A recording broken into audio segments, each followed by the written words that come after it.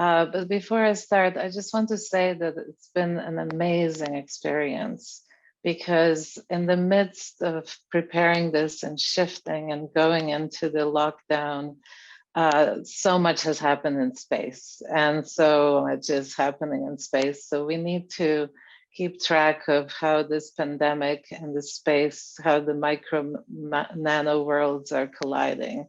And this is what this project is about. But ultimately, it's about us being a global community and looking at ourselves as planetary citizens. So after this introduction, I will lead you in the meditation. And I wanted to thank again, Lydia, for so much work you did, because in the midst of the preparation for the physical installation, you had to shift to a hybrid, which is, as all of us know who teach, the most difficult way to work, because you have to be in the ether and on the earth. And then Kate or Ekaterina, Alexei Grachev, Alexander Bochkov, Sergei Teterin all worked behind the scenes, and we didn't get to talk much, but I'm so aware of your presence and your help. And then, of course, Danielle Siambeda from the Leonardo community. Thank you for promoting this in our community. We will be joined today at the end of this lecture by a couple of people who participated in creating this meditation. John Brumley, who did a lot of work and is a great artist and collaborator, will join us from Los Angeles. Actually, he's up north, North California. And Rhiannon Catalyst will be joining us from Delaware, I believe. That's where she is now. We're all in this all over the place where it's hard to keep track sometimes. And then thanks to Irina Bartkova, who's doing the translation, and apologies for not giving you a written talk. I don't usually do that. So I have my slides and ideas, and then I just do it. So even if I gave you the written talk, I would probably say something else. So I think it's less confusing, but I promise to not speed through it. So I will take breaks in between some thoughts, which actually is helpful anyway. I will go ahead and share my screen and give you a little bit of a background of how all of this took place and how I ended up in space with these meteorites. This project is about dust ultimately, and not just stardust, but also pollution dust and the cosmos and the chaos. So for this particular silent festival, or CYFEST, it's quite perfect in its thinking and what I ended up doing. The way it evolved actually is through Vienna. Really, Vienna is the key to how this evolved. I was at Angewandte Artist in Residence for another project dealing with animals that's still going on. That's another story. In 2005, and I kept coming back for longer periods of time. And during this time, I slowly started working with Alfred Wendel, who is the director of Scientific Visualization Lab at the Angewandte. And he ended up with these beautiful visualizations of plankton species that were visualized by his student at the time, Martina Froschel, who since got her PhD. And I was thinking about noise and pollution underwater, etc. So when I was invited by Christian Koberel, who, by the way, was in a dinner for Hug Zodiac at one point, at the very beginning, in fact, he invited me to do something at the Natural History Museum in 2017. Here's the museum. For those of you who have been, you know, it's just absolutely overwhelming. I have to also add that natural history museums are my favorite. I love going to those museums much more than any modern museum. Generally to give myself a sense of awe and to just look at how nature works. And I also like some of the old-fashioned ways that it's presented. But here's the overwhelming museum. So, and then the meteorite collection. This is where the gallery is and where I was invited to do something. It took me a good almost 3 years to figure out what, and that's what I'll talk about. But to just give you a sense, so as you're walking through this meteorite gallery, you're seeing a lot of stones, rocks, and in your mind, you have to imagine how this falls through space at incredible speed and what it does and how it's shaped by the speed and the sound of moving through space. All that has to happen in your head. What you're seeing is the specimens. And then you're in this incredible building. So what can one do?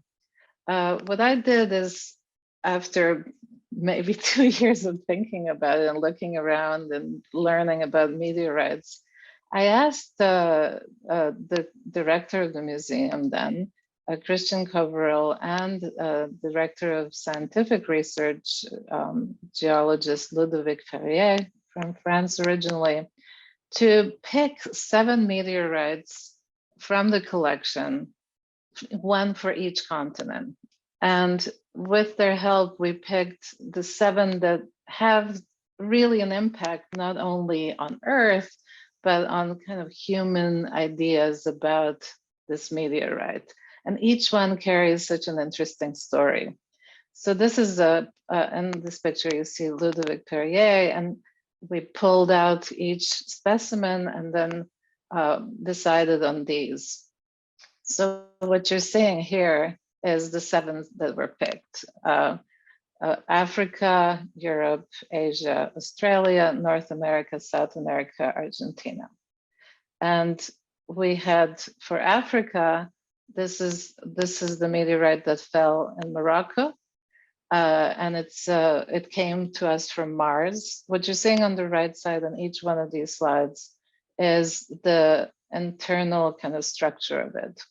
These meteorites, I was taking photographs of both inside, outside, listening to stories, and then working with Debora, Isaac, and Ellie Joteva to create these animations where they use the photographs of the textures and then would explode them with Houdini software. So this is an example, and each one had this kind of explosion going on. So the next one is the one that we're going to focus on today that fell in Chelyabinsk, Russia. And some of you are probably already familiar with it. It fell quite recently in 2013 and is probably the most documented fall, but also unbelievable wake-up call for a lot of us. We'll talk more about that. Here's a short animation of a version of this, which we also created a augmented reality version of it with the help of Zeynep, Abes, and John Brumley. And we, of course, kept developing these, but you're getting an idea of what's going on here. For China, we had the Fukang, the meteorite that fell on Fukang area.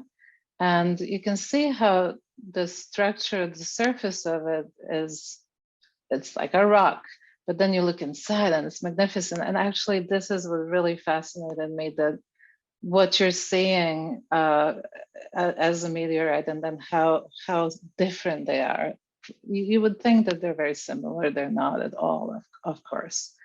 So here's the Chinese one, the one Chinese one, the one that fell in China, I should say. And each one is an explosion. And in Australia, we have the Henbury one, which was an iron meteorite. And here's that explosion.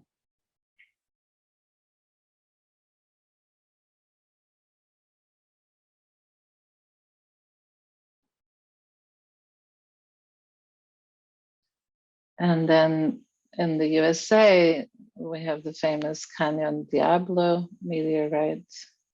which created an incredible crater that's a real tourist attraction, as a lot of these places are, by the way. The fascination is definitely there. And South America, we have Campo de Cielo.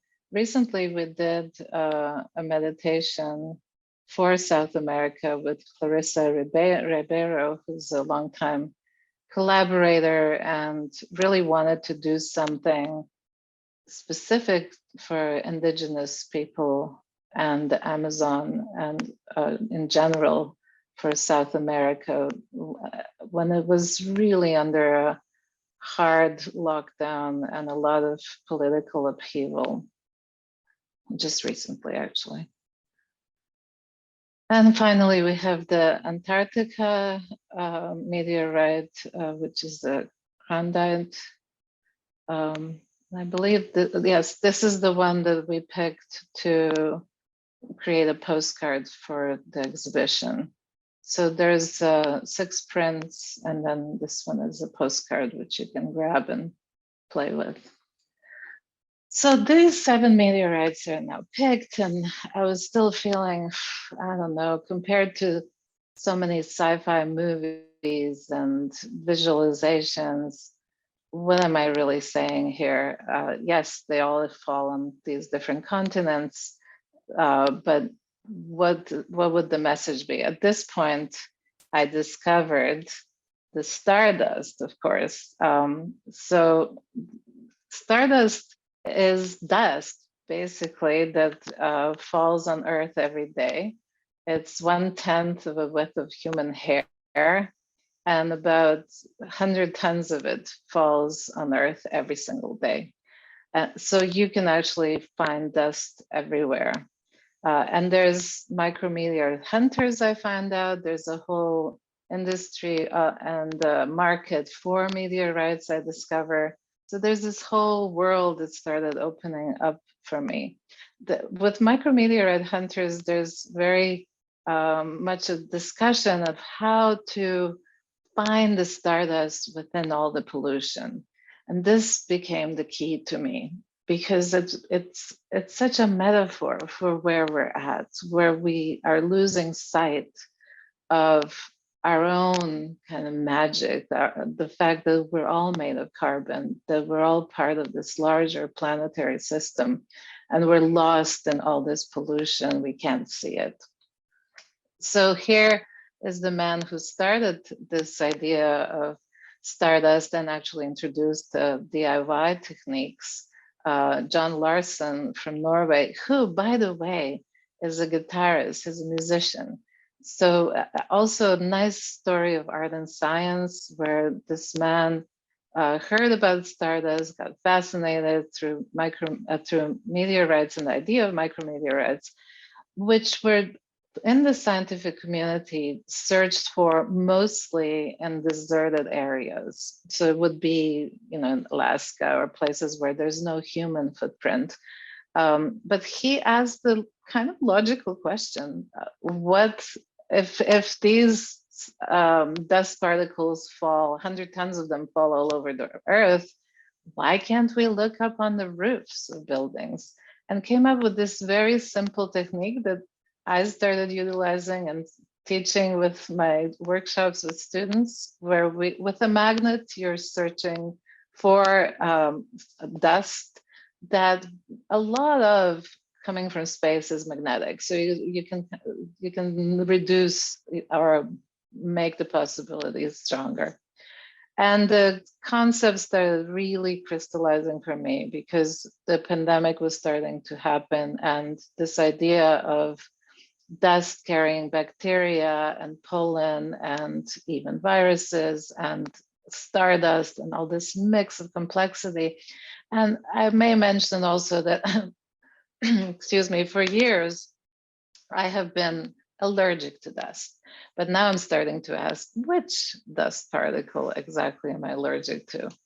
So here's a visualization that I did with Ellie and Debora to start thinking about how dust travels. And and how important it is actually in many respects, because it carries pollution, but it also carries a lot of fertilizing elements, and it connects to the plankton. So suddenly it made sense to me that I was working with planktons at the same time that this project started happening. So yes, dust knows no borders, and we forget this.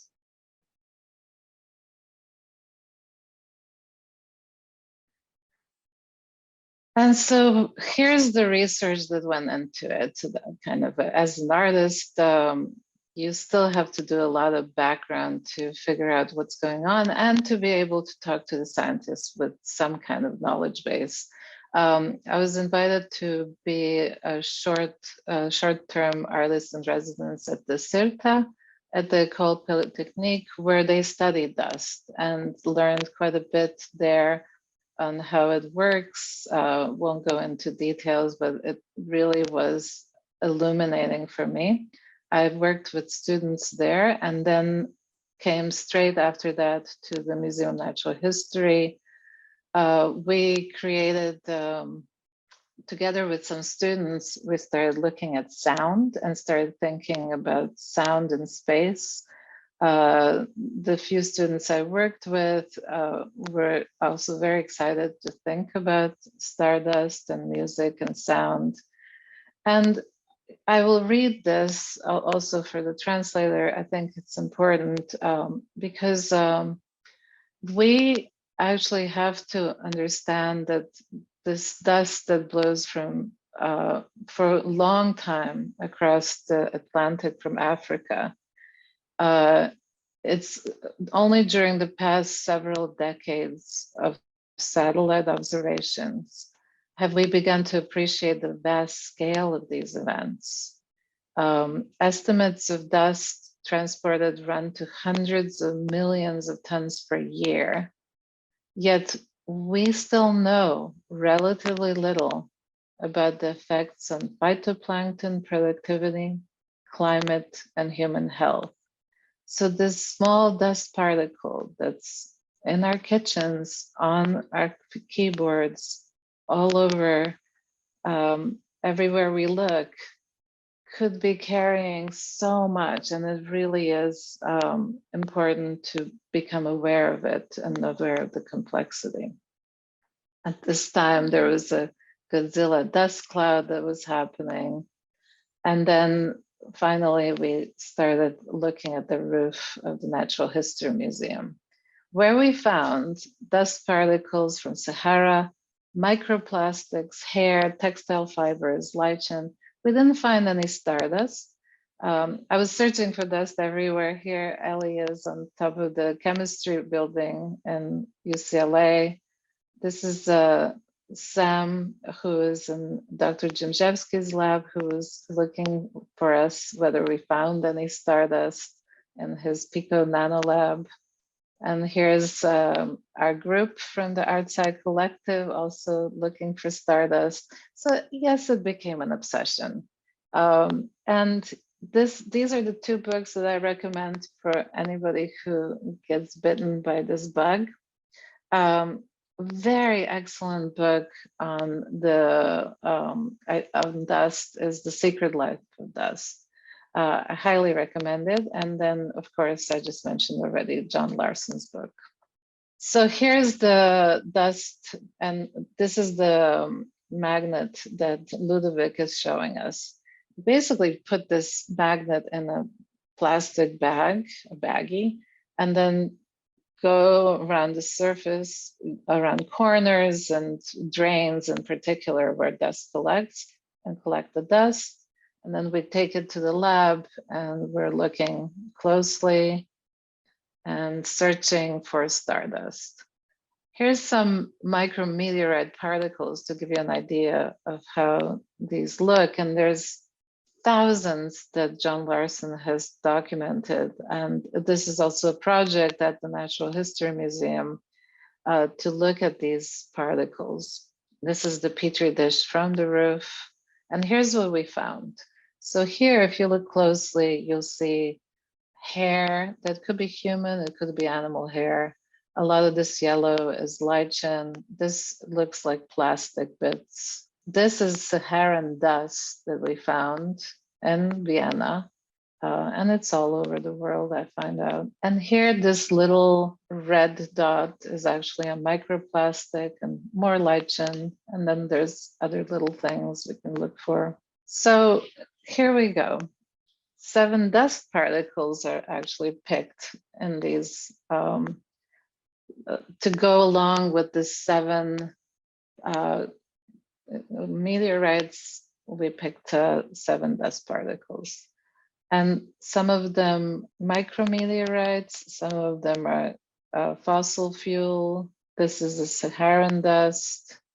We started, this is a pollen dust particle, bacteria, a micrometeorite, another pollen, fossilized pollen from Antarctica. And then we also had the diamond dust, which you will see in the meditation. Here's the 3D printing of the particles that were picked, that were in the installation. And then a bit more about how it's explained. So Africa, I'll use as an example. These are the particles. The idea is that it falls on this part of the planet or the continent. Then it gives you a little bit of an idea of the particle and that, of the meteorite, and then all the different particles. Here you see a NASA explanation of how dust travels across the world, the visualization. And then to show you briefly the installation that happened in Vienna, I had the 4 pedestals that I got from the basement of the museum to emulate the kind of presentation that natural history museums do. And then these were enlarged 3D printed pieces that you saw. So their 4 pedestals were representing the 4 quote unquote corners of the world: the west, the north, the east, and the south. And again, to really present the kind of planetary idea. And then we started working with sound. In fact, Ivana Dama, who's present with us today, she was part of a team together with Clinton von Arman, creating layers of noise and sound and audio. And these layers for the installation actually were quite different than from what you will hear with the meditation. They were much more oriented to think about sounds coming from NASA and European space stations and space. And that was connected to different levels of sounds, cultural sounds from different continents. That were abstracted. So you didn't necessarily recognize culturally where you're tapping into. And then just sounds, ambient sounds for the installation. So here's the opening very briefly at the museum. And then the opening was on March 10th. March 11th was entire place locked down, which again is under lockdown right now as we speak. But here's a short walkthrough that happened the day after, which will give you the kind of idea. You're hearing the parquet floors making noise as I'm walking.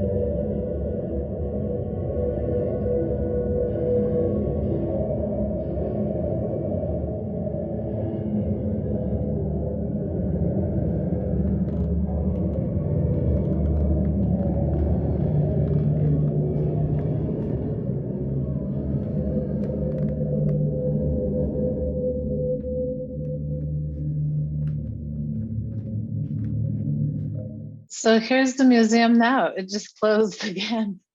It seems like there's no end. And what you're seeing here is really funny. I just discovered that actually on the website preparing for this talk, they have these fantastical worlds animations, and you see the advertisement for the banner for Alien Stardust, and out of it is coming this dinosaur. It just really amazed me. It seems so symbolic in so many ways, but let's not go there.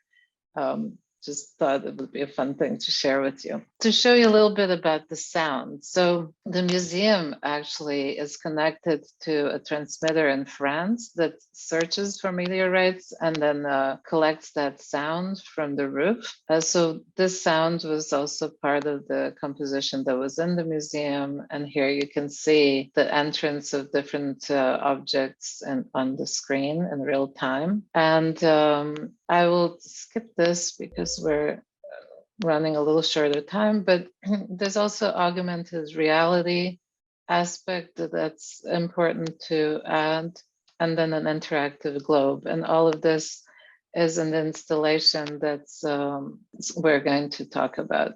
I want to take about 5-10 minutes to introduce the meditation that we're going to do now. So it's going to focus on the Chelyabinsk meteorite that fell on Russia in 2013. And it's an important event because it really was very recent. It became very real to people because of all the documentation. And you can see here a little bit where it came from and how it connects. So it's really traveled quite a bit to get to us. And at the same time, while I was doing this preparation, I started thinking about what all has been happening in space with the beginning of the pandemic. With the beginning of the pandemic and coming from China, China actually makes the first landing on the far side of the moon, which from the scientists I talked to is an incredible feat. This was kind of played down a bit, but it remains to me important as a moment in time as well, because it was right when the celebration for 50 years of NASA landing on the moon was happening. This happened. And then here we're looking at the space landing there. Same time or a little bit later in 2020, we had Japan's Hayabusa capsule that lands with asteroid samples. Also an amazing feat if you just think about what's involved with this kind of exploration in space. We all know how much is happening in commercial exploration of space and the problems with it that come along. SpaceX has done quite a bit and kept going during the pandemic, no stopping. In fact, it feels like it accelerated. And then we get some news also in 2020 from an Israeli space security chief of all people, retired, so I guess he could talk, saying that aliens exist. And the only reason we are not knowing about this is because humanity is not ready for the Galactic Federation that's been in contact for years, apparently, with Israel and the US. And this is being, according to him, kept secret to prevent hysteria until humanity is ready.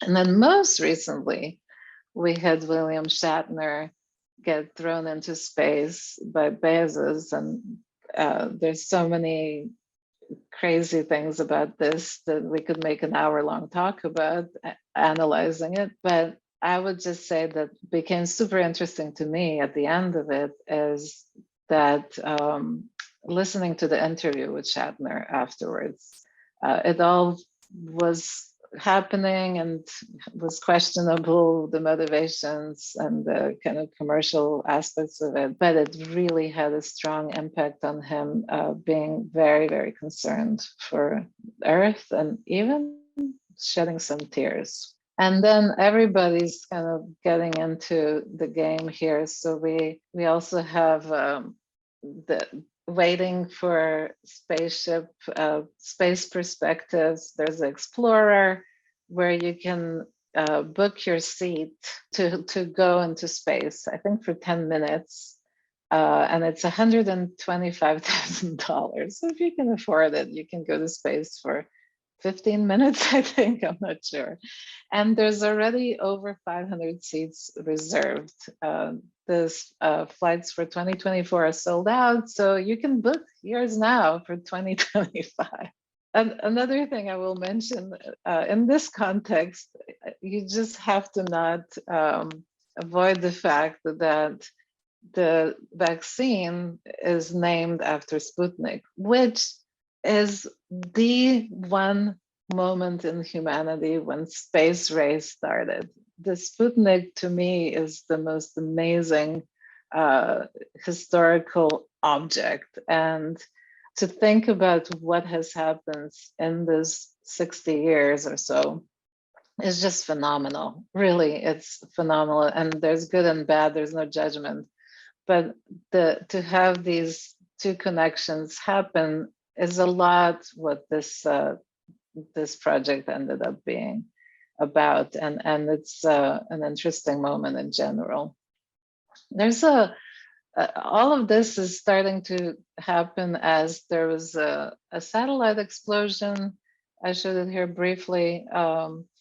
That happened with Russia in the midst of the chaos in Cosmos exhibition.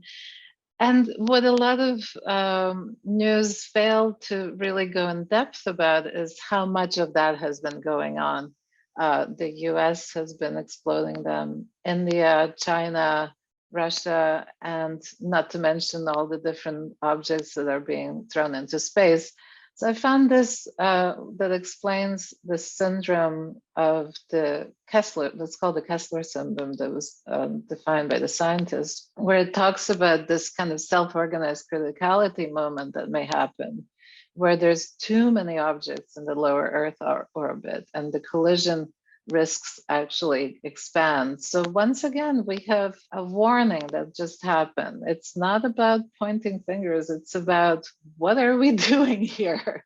And these larger powers that are throwing stuff into space, how are we going to deal with all this? This kind of space junk, space pollution, Earth pollution, it really is a portrait of us. The portrait of the human race right now is right there. And that's what we have to think about and connect to each other about and see how we can, through our minds, shift the situation here. And the last thing I wanted to mention as far as what's happening currently is that just recently there was a 7 billion-year-old stardust discovered, which is such a beautiful thing if you think about humanity and how much we've done in the past 100 years and how long we've been here and how long the scientists have been looking at this. So again, to read this, a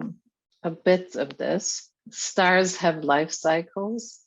They're born when bits of dust and gas floating through space find each other and collapse in on each other and heat up. They burn for millions to billions of years and then they die. When they die, they pitch the particles that formed in their winds out into space. And those bits of stardust form new stars, along with new planets, moons, and meteorites. And in a meteorite that fell 50 years ago in Australia, scientists have discovered that stardust formed 5 to 7 billion years ago, the oldest material ever found on Earth. And then we have the virus. So I'm just showing you an example of event that happened that Martina Fraschel was helping organize also in Vienna. This was last year, where the connection was actually made between the quantum physics, plankton, and our solar system. And this is really what we have to think about how complex the whole world is and how to stay centered within it. So I will just end this talk now, and what we'll do is I will share the meditation in the screen, so I will share it, but at the same time, I will also share a link with everybody, 2 links actually in the chat. One link will be for the English version, and another link will be for the Russian version. So the Russian version was translated by Dasha, who I hope is here to join us. And I will give everybody a few minutes to get organized and get ready to spend 10 minutes in this meditation. You should absolutely put headphones on. If you have these kinds, fantastic, but anything will do, because the headphones help you experience a full binaural sound that was this time mixed by Ivana Dama. We also had a translation that Dasha did for us, and if you would rather experience it in Russian, you can, of course.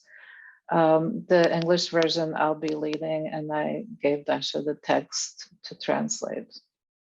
So let's just take 2 minutes to get organized, and then I will start the meditation here at the same time that you click on yours, and we will finish together, and then we have 15 minutes for Q&A and also for you to meet some of the collaborators who I mentioned earlier. So grab a glass of water to have next to you. See if you can find a quiet space, but if you have your headphones, that's good enough too. And I will share the English version.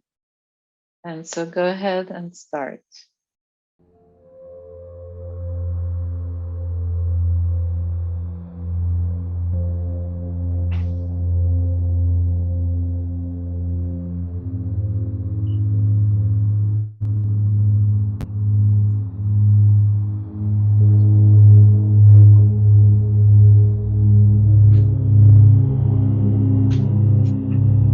Feel your eyes as 2 orbs connecting to your brain.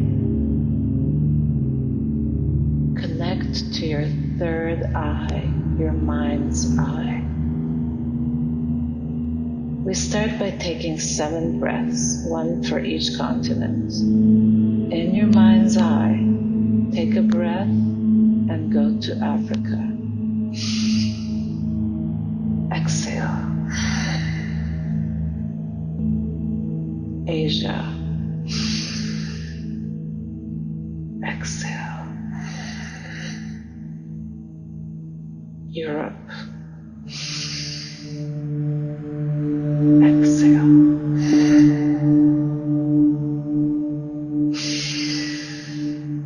Australia. South America. Exhale. North America.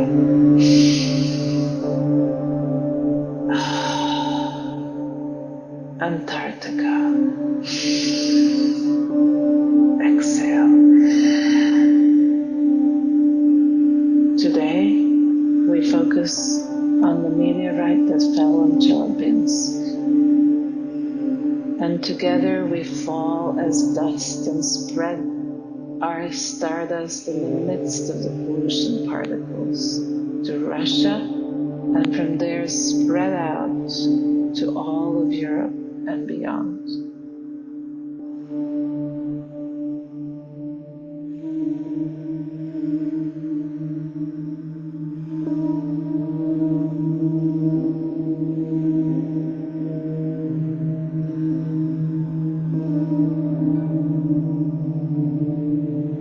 Focus on your mind's eye. Stay still.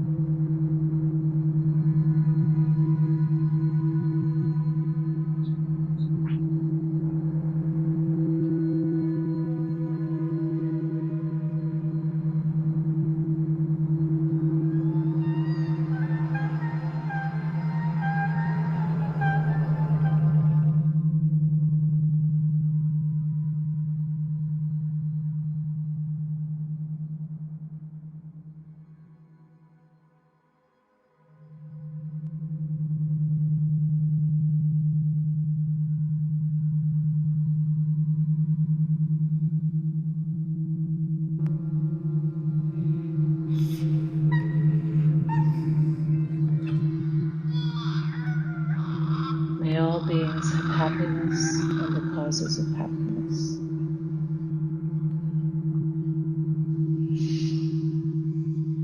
your mind's eye, see the virus, dissolve the virus.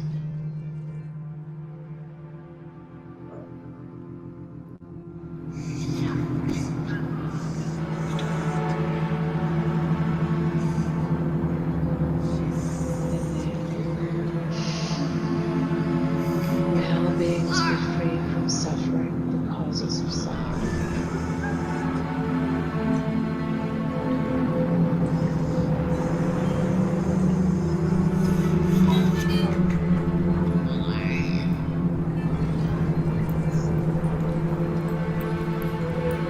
We fall together.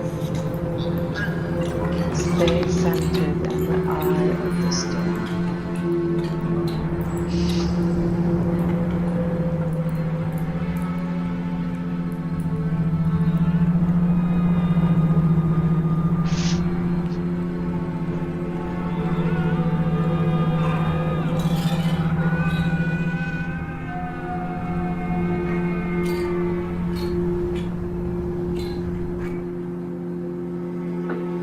May all beings never be separated from the supreme joy that is beyond all suffering.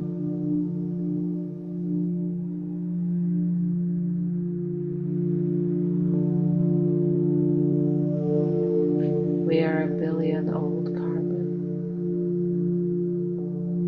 May all beings abide in equanimity, free from attachment, aversion, and sorrow.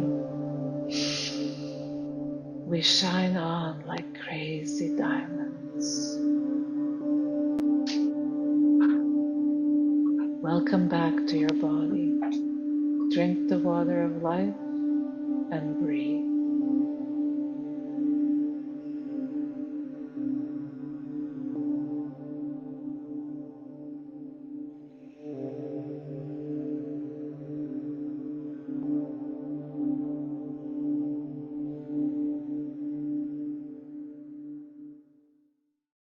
All right, welcome back. Unless you're lost in space. I would like just to say a few more things about the sound you were hearing. So we're just going to keep going with this. I'll pick up where I left off.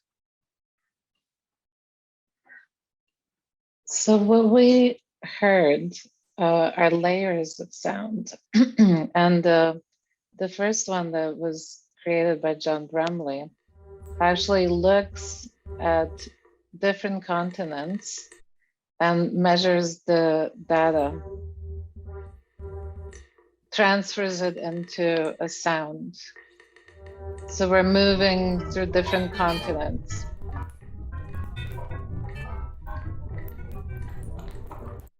This would be the sound of anxiety.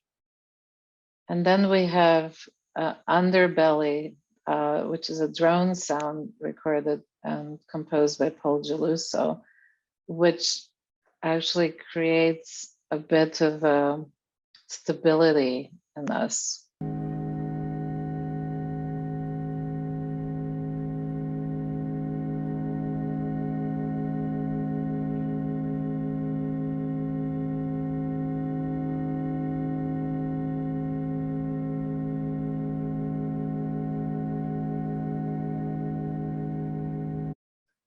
And then we have Rhiannon and Anna Nacher's voice.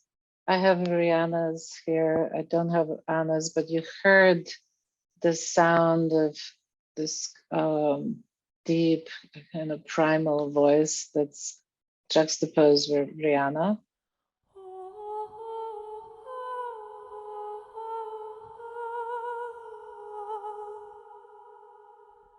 And then we have data from the NASA solar and ESA systems, the Clinton mixed.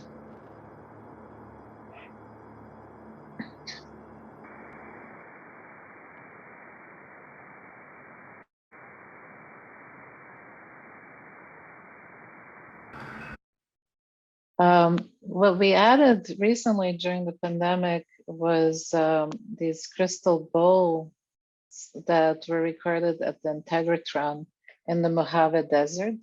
One of our first online meditations. You're seeing here Anna Nacher, who was joining us from Slovakia. This is Clinton, who was there with Ivana in the Integratron, and then Paul was in New York. This was actually a fantastic test of how we can work remotely as a group. And you're seeing us all here happy at the end of everything working and connecting. So this is where we were, just a few of us, beaming out to many people who connected from different parts of the world to meditate on the solar system and all the wonderful things happening outside of the nightmares of the pandemic. And here we have the team that created these beautiful visuals and sounds and AR. So this is Zeynep who did the AR. John here is joining us, and Rhiannon, Ellie and Debora here were doing the beautiful visualizations. And Anna is the sound again of the voice, balancing Rhiannon's voice. So to me, Rhiannon's voice was very celestial, and Anna's was this primal kind of beautiful voice. Two of them just did an amazing job, and then I'm doing the guiding. And then Ivana here, who's joining us today, and Clinton, who couldn't be with us. And last thing I would like to do is show the video of the installation and ask also Santiago, Rhiannon to join us. But let's take a look. Oh, great. So you got it. Hi, Lydia. Hello, yes, I will share it right now. Oh, okay, fantastic. So just give a little introduction to how it worked from your side. This is also important to me to know. Yeah, it's a very tricky question how it was. In the pandemic times, it's also sometimes it's a situation when you start to figure out everything in the place. And great support was that we exchange regularly with emails and was in contact. It's very important when you working with artists and with you, and we was in the discussion and was talk about everything. Yeah, it was quite an experience, wasn't it? Because the whole point was to go to St. Petersburg and install something again physical, and I was so excited to do that. And then again, just like in Vienna, it was like, boom, it turned around and became something else. And this is actually how the online meditation came about. But I also was very excited to receive this video yesterday. So please share it with the audience. Yeah.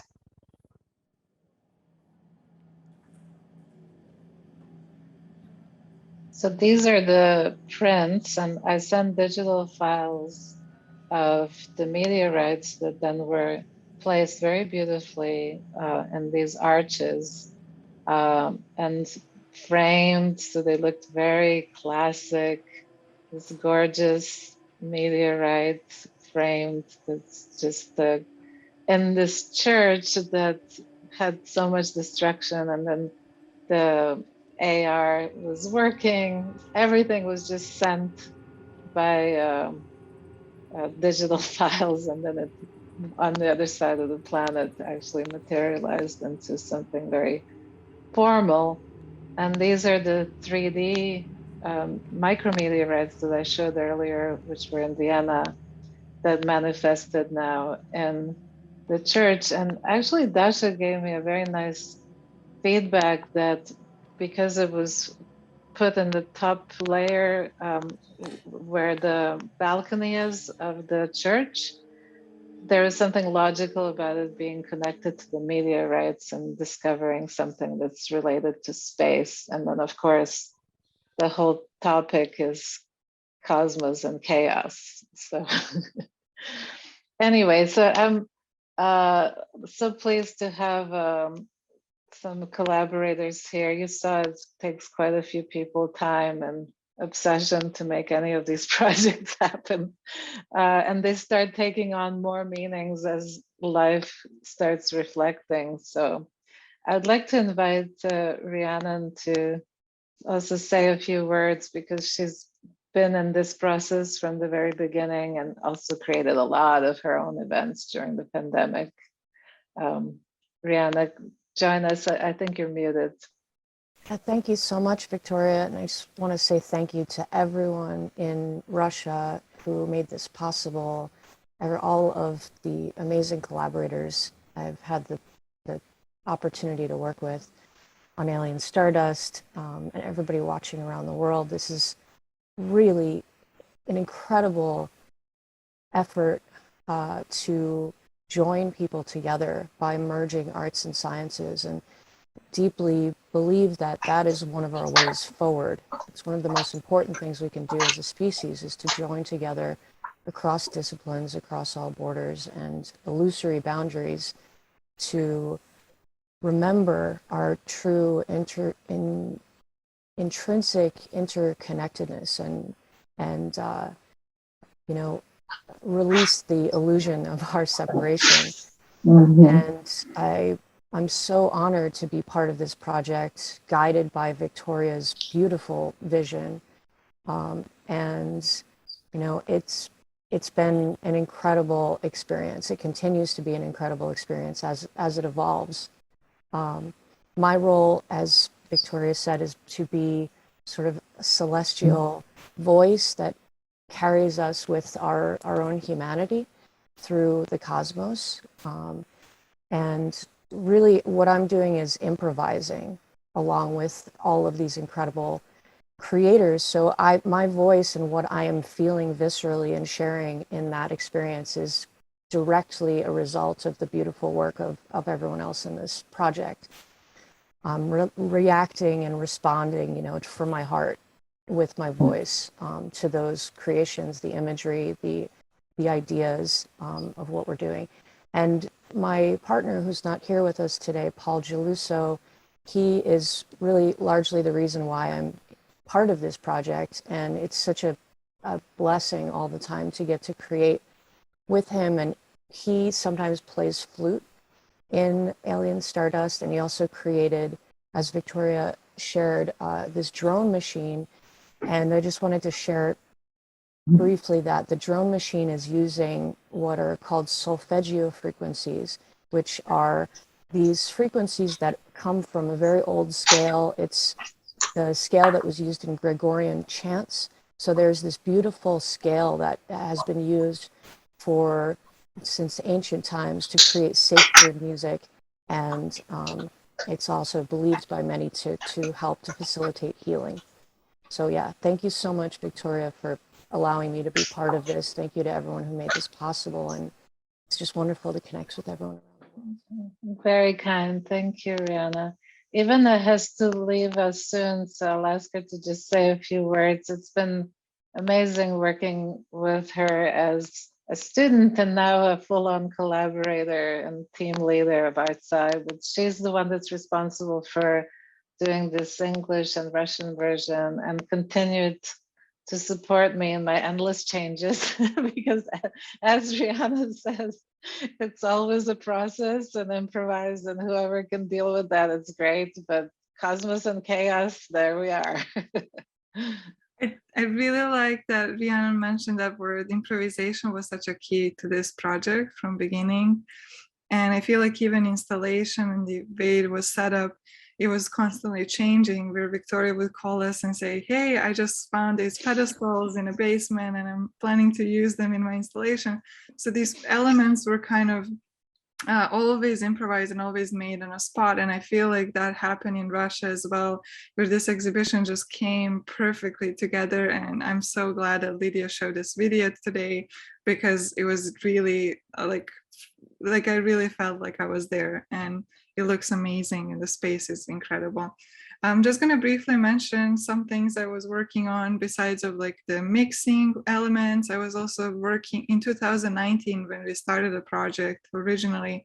I was going through sound library of NASA and looking through different sound sonifications, including, I think that we use the sound sonifications in this particular composition. And I worked together with Clinton, who is unfortunately not here today. But we made that kind of like an ambient sound that was going throughout the meditation. And I hope you enjoyed, and I'm really happy to be here today. So I was just mentioning briefly that we use like NASA library, the sound library, and to create this ambient composition that was going throughout the meditation. Yeah, hope you enjoyed it. But just say a couple of words about the sound you did at the Vienna Museum, because it was actually two very different compositions, and the shift to me is very connected to the shift from physical space and relating to it that way to the virtual space that we shifted to. And then John can pick it up as well. That's actually a really good point, because in the actual installation, we focused on each continent separately. So we were connecting all the different sound samples from each continent. So for example, in Australia, we were trying to find the recordings during the fires, and then use that as kind of like, use these field recordings and then play with them and create parts of composition for each specific continent. There were some different cultural references in the sound, as well as the actual recordings and news sources that were collected. So yeah, that was kind of different, but we did use that a little bit in the online meditation, just in different forms. It wasn't super specifically focused on each continent. Although when I was mixing this one for Russia specifically, I did use some of the YouTube recordings of people, like it was just incredibly documented, as Victoria mentioned, when the meteorite was falling down, like the sound was quite incredible. So we used some of the YouTube video audio recordings, extracted that and played a little bit with it. So yeah, that's. Thank you, Ivana, so much. I know you got a rush, but I appreciate I have to go, but so in. nice to see everyone. Bye. Bye. And John, just tell us a little bit about the two things, the COVID data and also the globe. Maybe I'll pull up the globe while you're talking.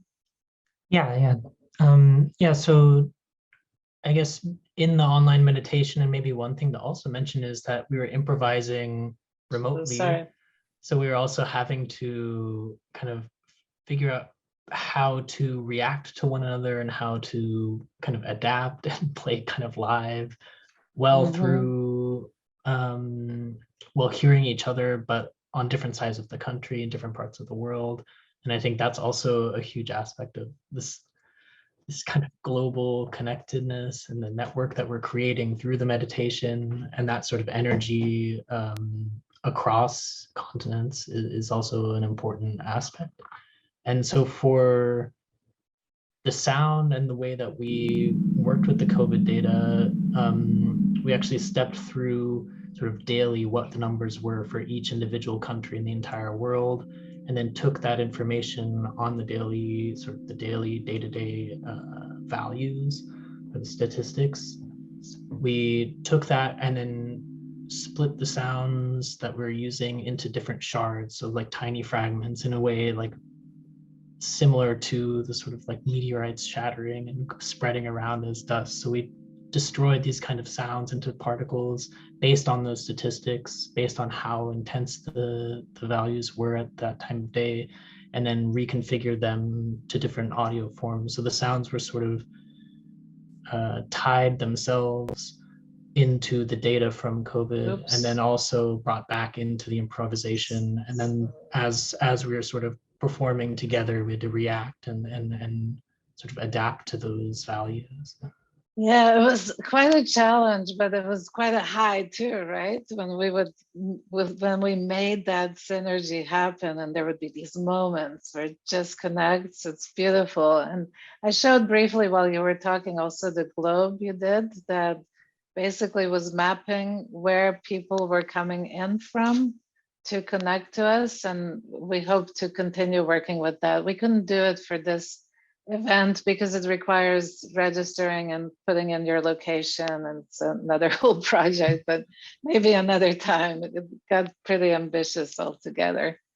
Yeah, but Thank it was you, a really John. amazing, it was an amazing visualization of just also this Yeah. connectedness, not only for the performers involved, but for everyone watching and sort of listening in. Exactly, and just putting our minds together to envision ourselves as part of this planet and not locked down in our little rooms and nationalities. And last but not least, I invited Santiago Torres. Santiago recently joined UCLA as a postdoc in astrophysics.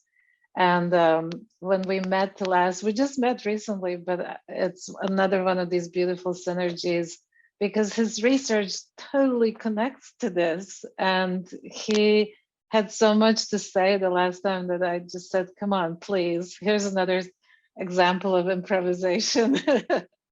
Santiago, welcome. I'm so happy you managed to join, but give us your last few words from an astrophysicist point of view. Thank you so much, Victoria. And I'm super happy to be here. And then, as you say, actually, when I find this project, I really got emotional because, you know, I'm as an astrophysicist, I work with the universe and stars and planets and stuff. But in particular, I will work with collisions and in more concrete way with dust as well, in many different ways. And then connecting dust, as you did in this wonderful project, is really to capture the very essence of the universe, because dust is since the beginning of the times. So dust in many different ways was evolving into the first with the Big Bang, then the first stars, then the first galaxies, all the way to our laptops or to our groups or everything. So this project really shows that, like as you say, Victoria, and this wonderful project basically shows dust doesn't recognize boundaries, because basically we are connected in the same universe. And then that's a clear example, right? One tiny little particle that travels all the universe from one star to another, and from Mars to Earth, to Africa or to Russia or to South America. It shows like the universe is so connected, and we as humans, we are also so connected. So I'm very happy to be here, and then I congratulate all of you for this wonderful project. And then I'm sure we can do many wonderful things connecting also astrophysics. Thank you for inviting me. So happy that you joined and say a few last words. And I know there's time that we have limited, so I just want to say that I really feel strongly that what's happening is in a way encapsulated in that picture of the Sputnik and the Sputnik vaccine, and not specifically even to Russia, but to the planet. These two things are so connected. It's such an important paradigm shift that we're in the midst of. And this paradigm shift is such a complex situation. It is so disturbing and exciting and problematic and wonderful all at once, with so much suffering in the midst of it, that really our goal is to stay centered within it, and to really stay with the fact that we're all connected, we're all carbon, we're all part of this larger system, to get ourselves out of this divisionism. People don't understand these basic things, that we are so together, and to just think of ourselves as planetary citizens is so critical. And I really, really appreciate this opportunity, and Lydia, for your extreme amount of energy that you put into this. I just really want to share with everybody a big, big grateful, and to Kate and everybody else who participated, and send lots and lots of light to Russia and to Europe and to the rest of the world and the planets and the system, and to just remind everybody that there's a cosmos within each of us, and everything lives and dies, and this is just part of the system. So I'm filled with gratitude to everybody that's here and everywhere. Thank you. Thank you, Victoria, for the kind words, and this is very impressive and very nice to hear this. And actually, we have one question from the Alexander Ivanov, who actually sits right now nearby me. This is my colleague, who is asking about your future plans of how you will develop this project in the future. We're very interested to hear a couple of words about this. I started feeling when Clarissa asked me to do something specific for Brazil and further to South America, and then this event happened and we did something for Russia and Europe.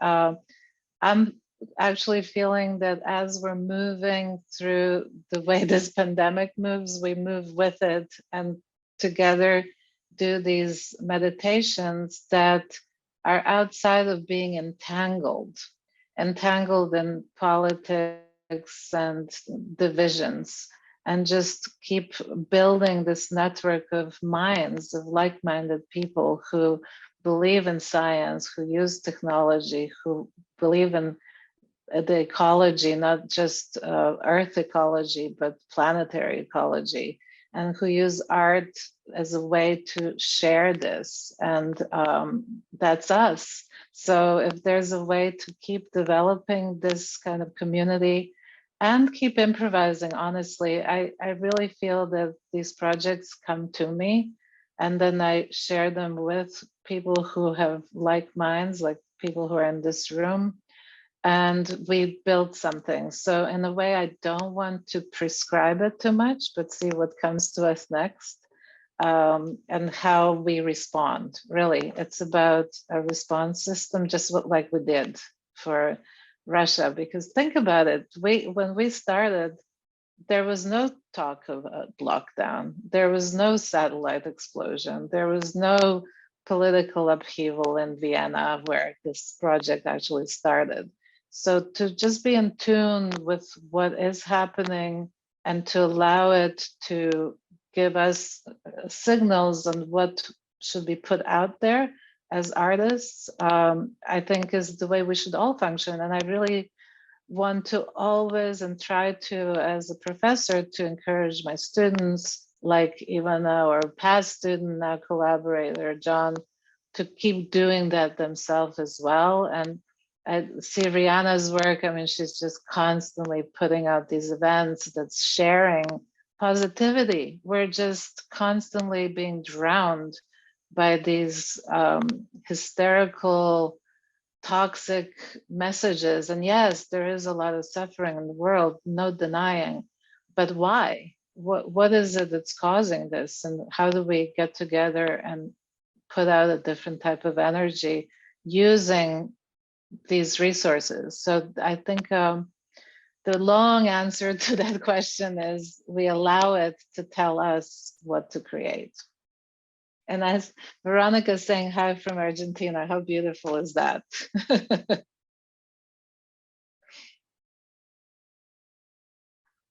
All right, so Lydia, what do you say? Should we finish, or if there's any other questions? I guess yes. This is our slow finish of our meeting. Yeah.